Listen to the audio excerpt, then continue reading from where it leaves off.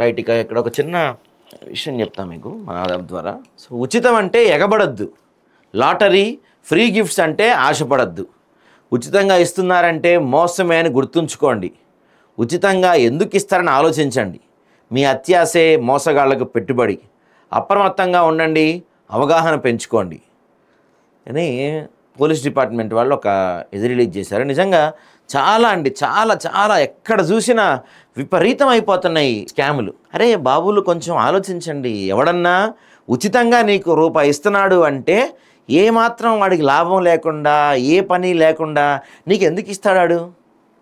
క్లియర్గా గుర్తుపెట్టుకోండి. ఎవడన్నా నీకు గిఫ్ట్ కార్డు ఇస్తున్నాను, నీకు ఫ్రీగా అది ఇస్తుంది, ఫ్రీగా ఇది వస్తుంది అంటే ఖచ్చితంగా స్కామే.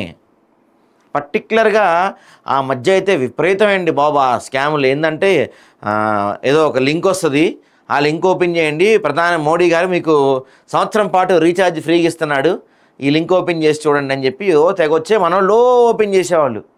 అరే మోడీకి ఏం పని లేదా మీకు సంవత్సరం రీఛార్జ్ చేయిస్తానికి? ఎవడు జియో వాడు కానీ ఎయిర్టెల్ కూడా ఎవడు కూడా సంవత్సరం ఫ్రీకి ఇవ్వడు. మన అత్యాసే వాళ్ళ పెట్టుబడి తెలుసా? మన అత్యాస కంపల్సరీ ఈ గిఫ్ట్ కార్డు వస్తుంది, లేకపోతే వౌచర్ వస్తుంది, ఈ లింక్ క్లిక్ చేస్తే అది వస్తుంది, ఇక్కడ జాబులు ఉన్నాయంట, ఈ ఏమంటారు ఆన్లైన్ జాబులు అంట, వాటిని ఆన్లైన్లో మీరు ఏం చేయవసరంలా జస్ట్ షేర్లు చేస్తే మీకు డబ్బులు వచ్చి పడిపోతాయంట. ఇట్లాంటి వార్తలు చాలా వింటారు. వినంగానే తీసుకెళ్ళి డబ్బులు పెడతారు. వాడు ఏం చేస్తాడు? హ్యాపీగా కొట్టేస్తాడు. గుర్తుపెట్టుకోండి, మన దగ్గర ఎంత టెక్నాలజీ డెవలప్ అయినా సరే ఇప్పటికీ సైబర్ నేరాలలో మనం చాలా అంటే ఈ నేరం జరిగితే డబ్బు రికవరీ అనేది అసాధ్యం. 1 కోటి కేసులు జరిగితే, లిటరల్గా చెప్తున్నా, 1 కోటి మంది సైబర్ ఫ్రాడ్కి గురైతే మహా అయితే 10 మందికో 20 మందికో న్యాయం జరిగి ఉండొచ్చు, మహా అయితే అది కూడా.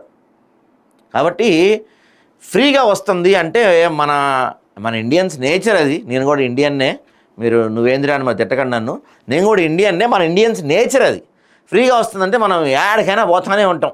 ఇక అది అవసరమా అవసరం లేదా, అసలు మనకు అవసరంలా.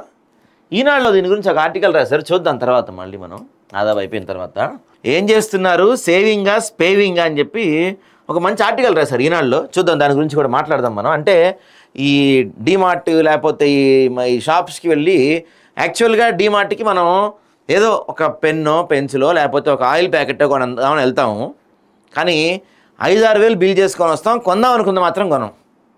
చాలామందికి ఇది ఎదురయ్యే ఉంటుంది, నాకు కూడా చాలాసార్లు ఎదురైంది. మాట్లాడదాం వాటి గురించి, అది వేరే టాపిక్. సో ఇక్కడైతే ఆలోచించండి, ప్రతిదీ ఆలోచించండి. ఏ లింక్ వచ్చినా సరే క్లిక్ చేయకండి.